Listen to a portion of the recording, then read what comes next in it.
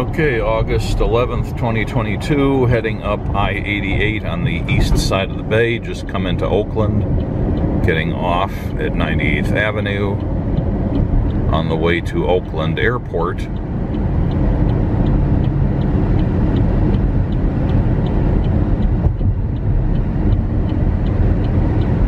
Where I have just a little bit of time in my schedule to see their small air museum there.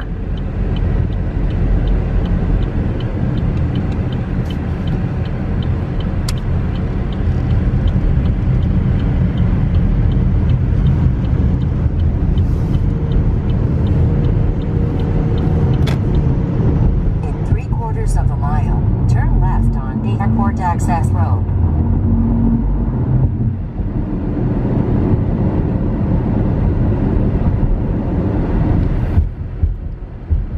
So I gotta turn up here on Airport Access Road, it looks like. Is this the place? I think this is the place. Turn left at the traffic light, then turn right. It says it's Airport Access Road and Bessie Coleman Road or Drive or whatever. That's interesting. O'Hare has a Bessie Coleman road that goes past all the rental car facilities and so on.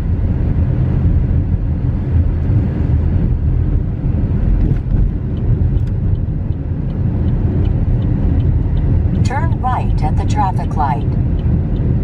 And there's Oakland Airport out in front of us.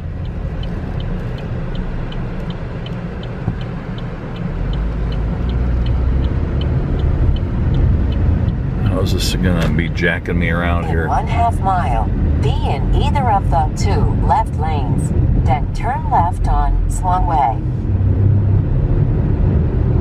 I'm glad I've got the GPS.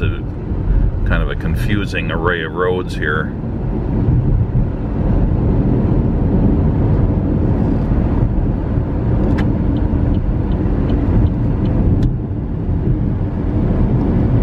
Last time I was down in this area is when I took the DC-3 Sentimental Journey that was operated at that time by the Otis Spunkmeyer Cookie Company for a scenic tour of the San Francisco Bay Area.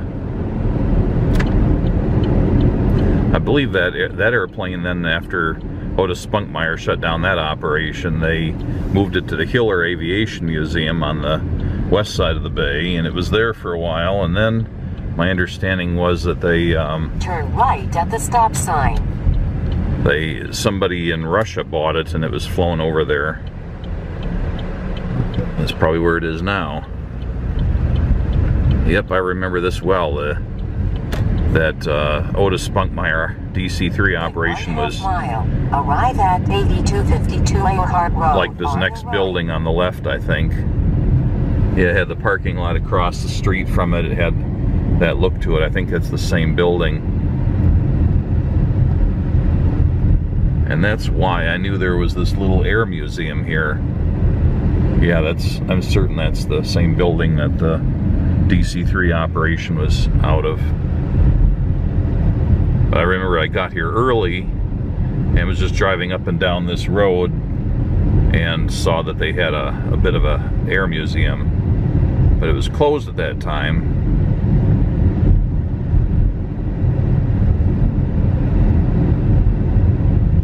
Oakland Aviation Museum.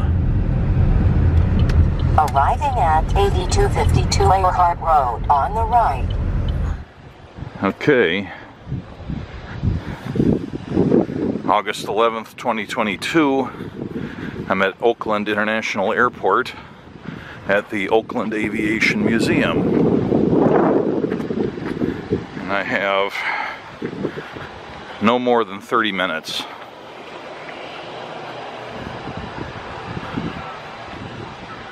Photographs and or video will be taken at today's event. I don't know there was an event.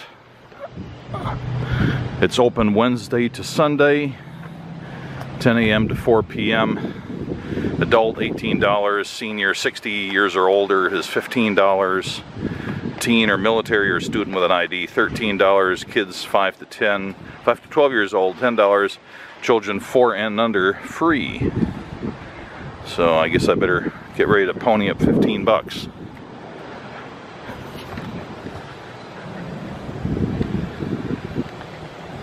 Looks like they've got a, isn't this one of those Rutan Easy something or another's? Or is it just a rough mock-up of one? Looks like it's a real thing. There's a Harrier.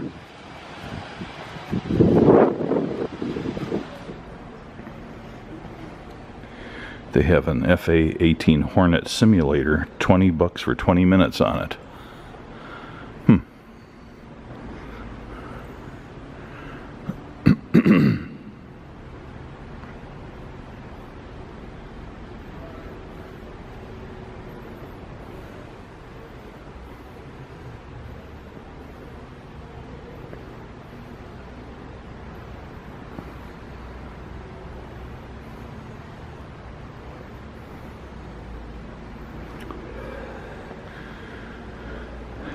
A Cutaway Corporation flyer,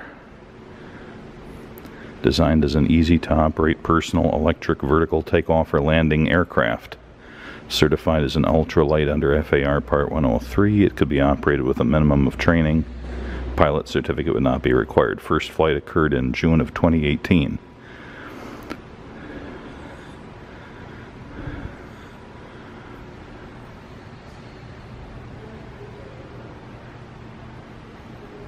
Well, not much clearance on the props to the fuselage, huh?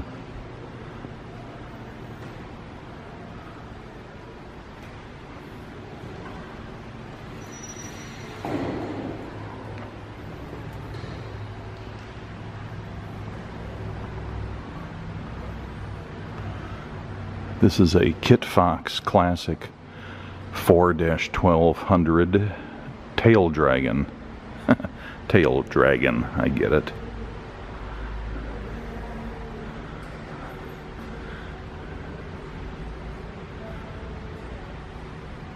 Has foldable wings. You can kind of see the fold point there.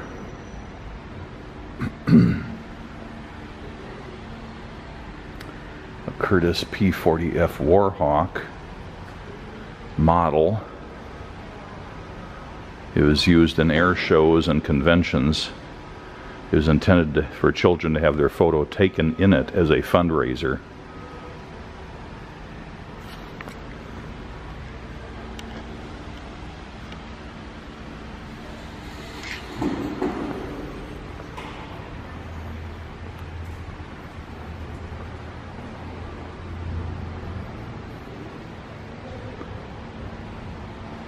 This is an Aranca 7AC Champion from 1946.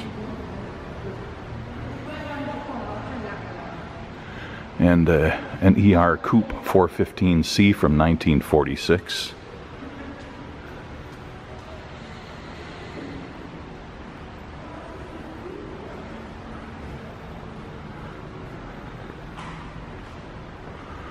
A Glass Air RG two-place side-by-side low-wing general aviation airplane introduced in 1979.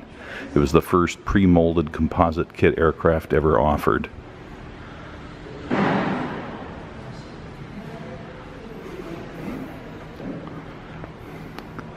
This is a Firefly 7 hot air balloon and basket.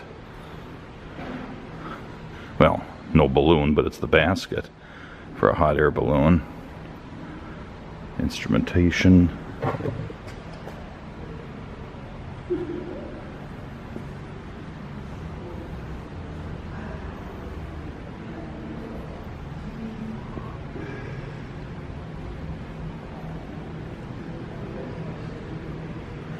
This is a hybrid dirigible research vehicle, a dynamically scaled model of a heavy lift, long-range air transport concept. It adds airplane features to a dirigible in order to increase speed. It's a 1/50th scale model, built for the Boeing Company by William Watson of Simi Valley, California. It was test flown in July of 2000.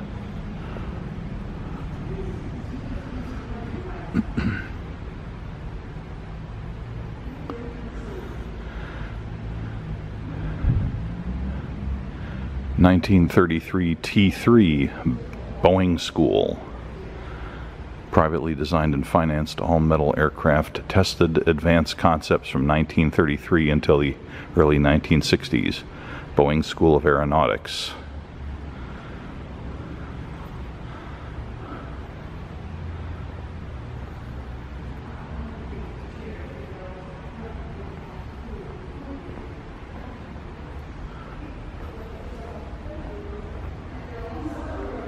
Some engines here.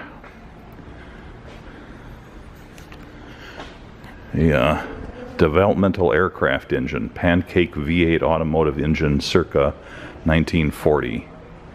Many early aircraft engines were modified automobile engines. And this is a Wright R3350 engine, Cutaway.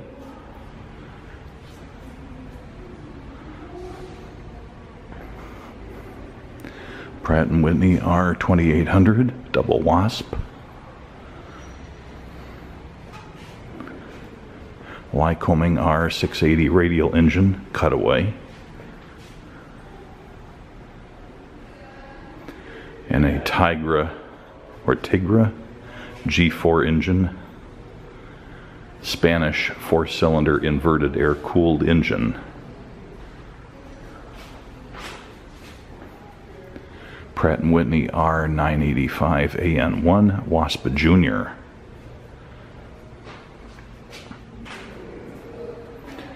General Electric J79 jet engine.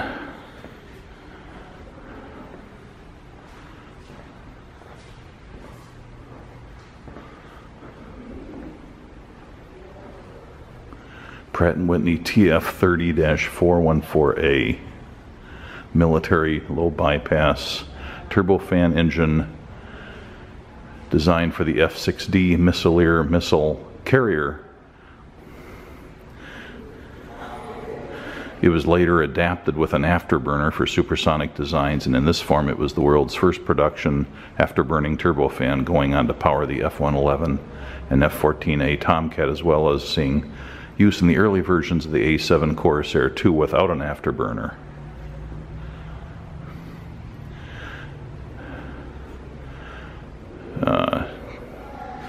This is an Allison T56 Series 3 engine Cutaway for a turboprop. So you've got the actual jet engine here, and then with a shaft. This has got a cutaway going into the gearbox, which then the propeller would go out here. And this guy's a General Electric J47 jet engine. It was used in the Boeing B-47 Stratojet, KB-50J Superfortress, KC-97L Stratotanker, Convair B-36 as the outrigger engines, the Martin XB-51, the North American B-45 Tornado, North American F-86 Sabre, and North American FJ-2 Fury.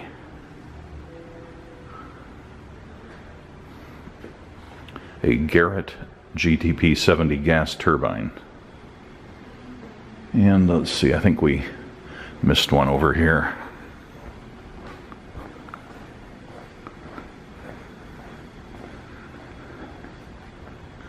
A Ranger V770 aircraft engine, American air-cooled inverted V12 aero engine developed by Ranger Aircraft Engine Division of the Fairchild Engine and Aircraft Corporation in the early 1930s. Used in the Bell XP-77, Curtiss SO3C, Ito OSE, Fairchild AT-21, Fairchild BQ-3, Icarus 214D, and the Vought XSO2U. So there.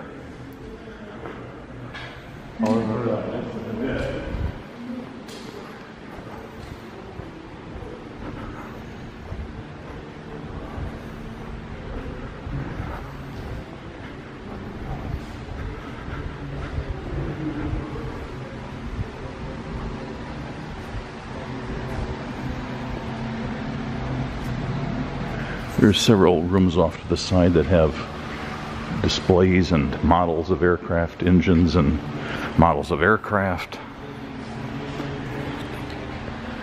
Over here we have a P-51B 3/4 scale replica.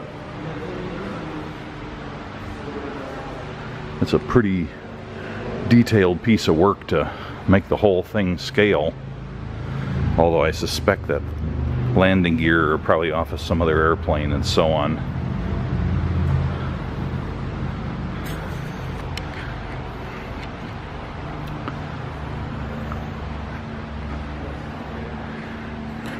And this is a Hiller 1099 or 1099 from 1961. The prototype of a turbine-powered helicopter using dynamic components of the earlier Hiller models with an entirely new, more capacious fuselage, 6 seats. It's the powered by the Canadian Pratt & Whitney PT-6.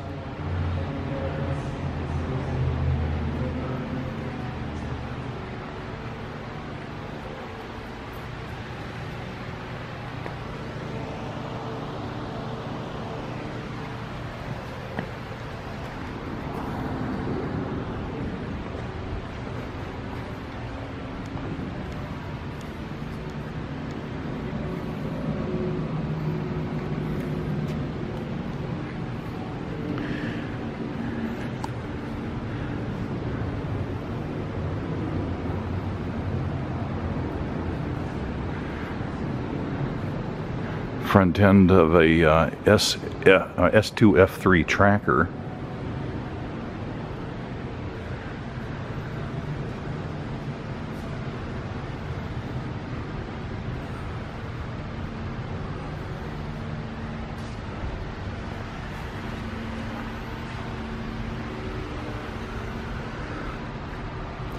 A JDT Minimax 1600R Eros. That's the airplane that's up here.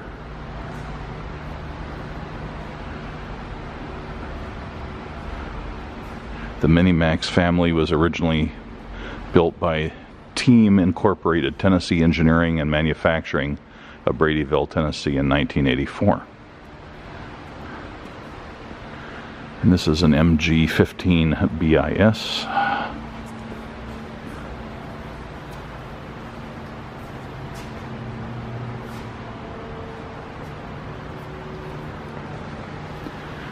An ADM-20 Quail.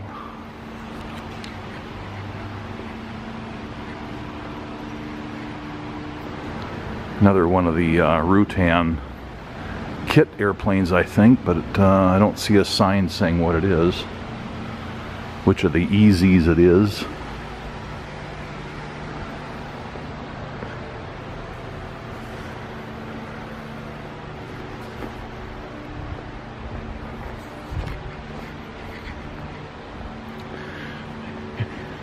And there are quite a few side galleries with various details. The legacy of World Airways and stuff. A lot of older equipment and paraphernalia. There's a Boeing 707 Flight Engineers training panel.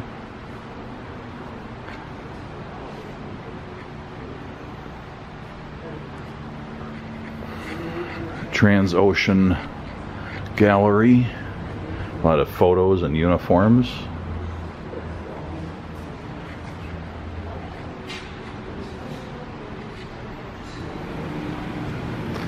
All right, let's go outside.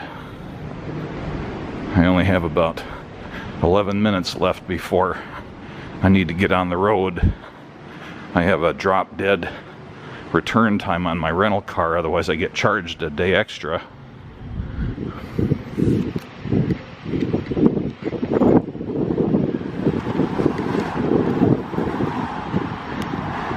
These ugly monstrosities. It's a Douglas KA-3B Sky Warrior. They probably did their jobs well enough and everything, but I always thought they just looked kind of dumb. I'm sure the crews who flew on them would either agree or really be angry at me for that opinion. And a Grumman F-14A Tomcat.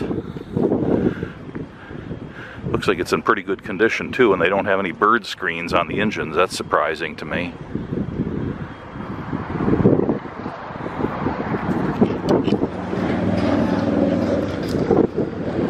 This is a Grumman KA-6D Intruder.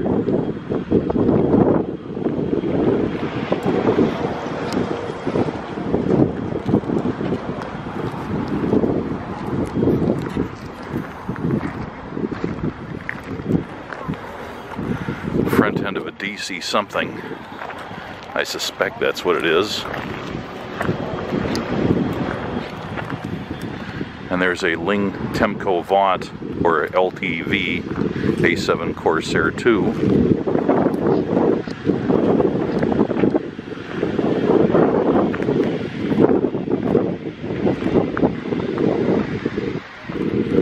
And a Cessna 02A Skymaster. We've already seen a couple of these things in other museums on this trip.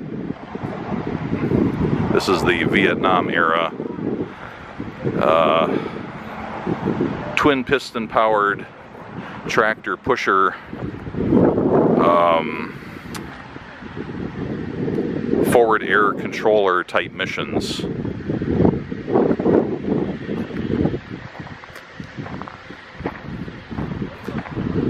And this guy is a BOAC livery seaplane. Semi-amphibious, and I say that because it doesn't incorporate its own landing gear. You have to hook on specially made auxiliary landing gear in order to roll it up out of the water. That's not terribly unusual. This one's marked City of Cardiff, but interestingly enough, there's no signage on it. This is the one I saw, I think, when I was back here years before.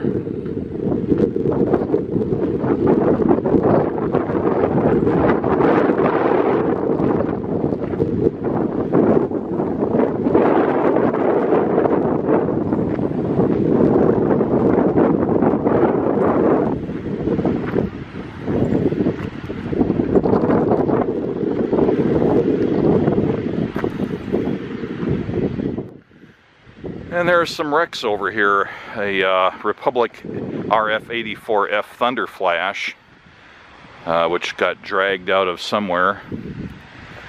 It's actually an exhibit. It looks like they just dumped it here, but this airplane exhibit represents a crash scene whereby a pilot had to make a wheels-up landing after suffering damage from anti-aircraft fire while flying a reconnaissance mission over the enemy territory. It is dedicated to all aviators who had to make a crash landing and survived, and to those who were less fortunate. This exhibit was created by 4 high school student volunteers. Not a bad job, really. So I want to say that's a Shorts something or another, or Short.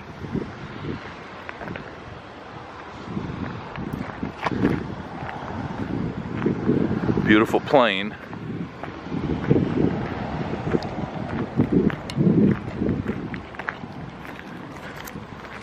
Various ground handling equipment and ladders and maintenance scaffolds and so on.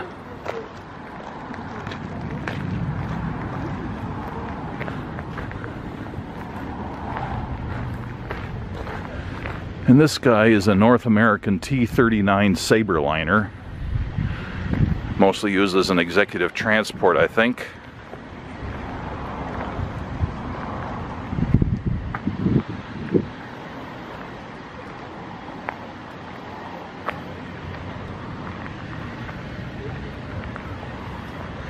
And this is a McDonnell Douglas TA-4J Skyhawk.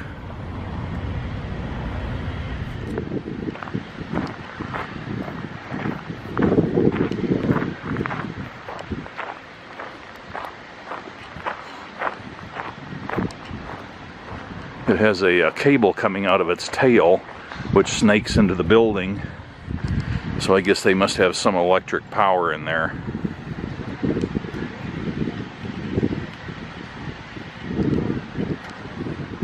Pretty large airplane, not on the same scale with a Martin Mars or a Boeing 314 or something, but still a large semi-amphibious flying boat.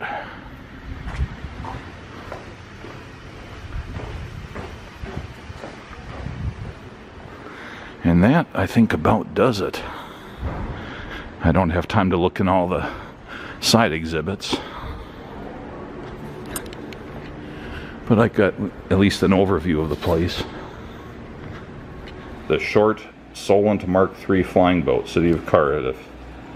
And that's why it's plugged in, because you give weekend tours. Well, thank you. Okay, I didn't see the sign coming in. This guy is a Very Easy by Rutan. The airplane has the main wings or lift at the rear of the plane. That's because the engine is at the rear, and that is where most of the weight is. The small wings in the front keep the nose in the air and help control the plane's flight. And that's another glass air. There was one inside. This one is a little bit less complete. And a little, what is this thing here? Is it a faux control tower, or is it, I don't know if this is probably a faux control tower just for the kids. And as I expected, this guy here is a Hawker Siddeley TAV-8A Harrier.